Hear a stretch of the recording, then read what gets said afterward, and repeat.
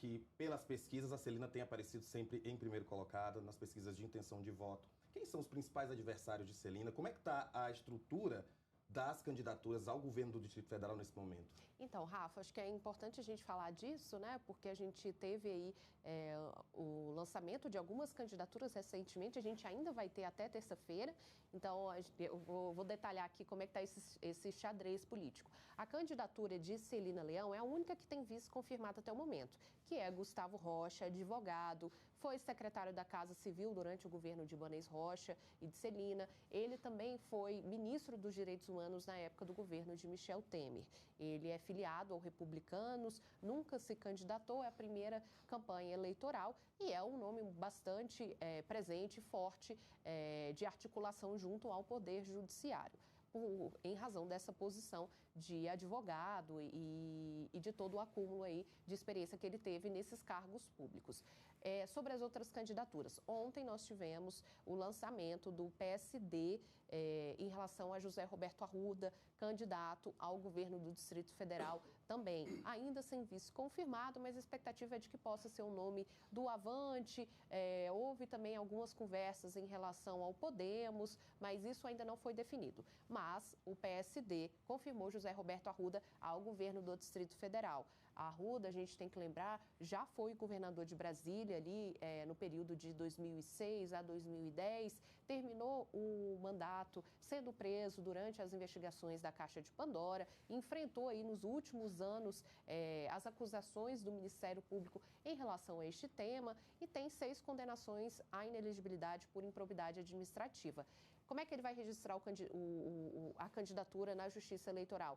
José Roberto Arruda vai utilizar a recente flexibilização da lei da ficha limpa, aprovada pelo Congresso, sancionada, para dizer que está elegível em razão do prazo transcorrido desde a primeira condenação. Só que isso é uma discussão jurídica muito complexa, isso deve ser discutido aí pela Justiça Eleitoral, além de que a flexibilização da lei da ficha limpa está em julgamento no Supremo Tribunal Federal.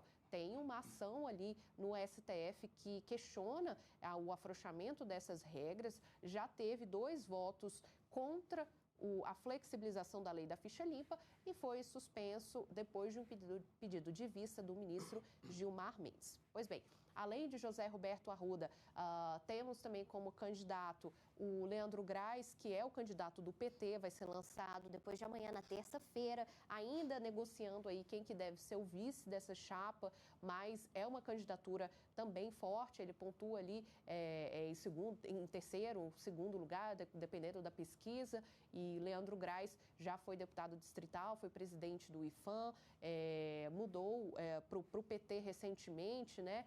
Mais na candidatura anterior ao governo do Distrito Federal em 2022, ele ficou em segundo lugar, sendo que Ibanez Rocha ganhou a reeleição à época. Agora, Leandro Graz volta a essa disputa aí, negociando com os partidos ali de esquerda para poder lançar o seu vice. Há uma expectativa de que possa ser um nome do PSOL, do PV e até de outros partidos que estão ali em negociação. A gente deve ter o nome confirmado logo mais. Além de Leandro Graz, tem também Ricardo Capelli, que foi interventor da Segurança Pública aqui no Distrito Federal após os atos antidemocráticos de 8 de janeiro. Ricardo Capelli é vinculado ao PSB. Ele já foi secretário executivo do Ministério da Justiça no momento em que Flávio Dino ainda era ministro.